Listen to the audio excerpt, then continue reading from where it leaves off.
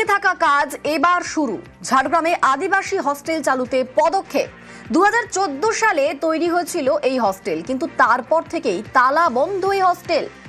এক দশক ধরে বেহাল 100 বেডের হস্টেল। আমাদের সঙ্গে এই মুহূর্তে রাজু রয়েছেন প্রতিনিধি।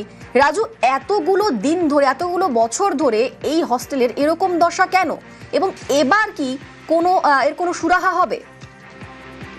প্রথমত বলে রাখি যে তৃণমূল জামালতে যে সমস্ত জায়গায় শিক্ষা প্রতিষ্ঠানগুলো রয়েছে সেই সমস্ত শিক্ষা প্রতিষ্ঠান অধিকাংশটাই মুক্ত হয়ে পড়েছিল। কারণ এই যে হোস্টেলটি রয়েছে এই হোস্টেলটি দীর্ঘদিন ধরেই বেহাল দশা, অথচ প্রশাসনকে জানিয়ে কোনো লাভ হয়নি সে সময়।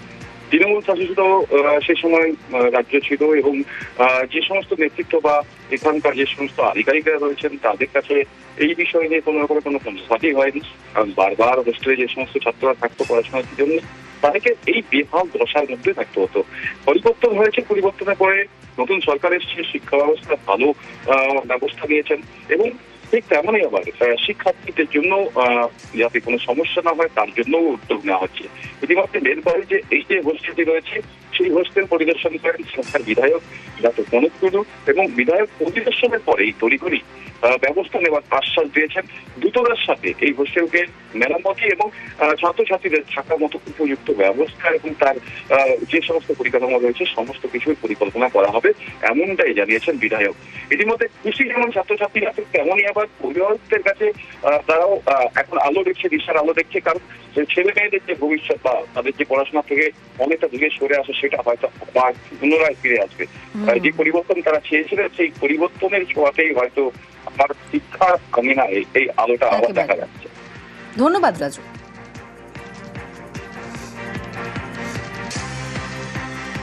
এখানে কলেজের ক্যাম্পাসের মধ্যে একটা হোস্টেল অলরেডি 6-7 বছর হয়েছে তৈরি হয়েছিল, কোনো কারণে গত 6-7 বছর ধরে এরকমই পড়েছিল আর কি। হোস্টেলটাকে আমরা ঠিকঠাকভাবে কোথাও যদি কোনো সমস্যা হয়ে থাকে হোস্টেলে সেগুলো আমরা রেডি করে দিচ্ছি যাতে এখানে 100 জন ছাত্র যাতে এখানে থাকতে পারে।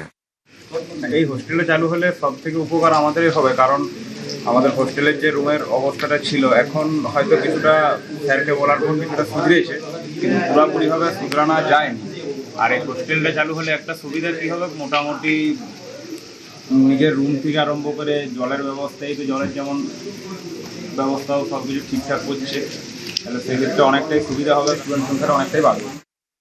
এটা চালু হলে সমস্ত ছাত্রছাত্রীরা খুবই উপকৃত হবে। ভালো মেস নেই, যদি এটা চালু হয় তাহলে সবাই এখানে এসে থাকতে পারবে ফ্রিতে, তাহলে তাদের অনেকটাই সেভ হবে।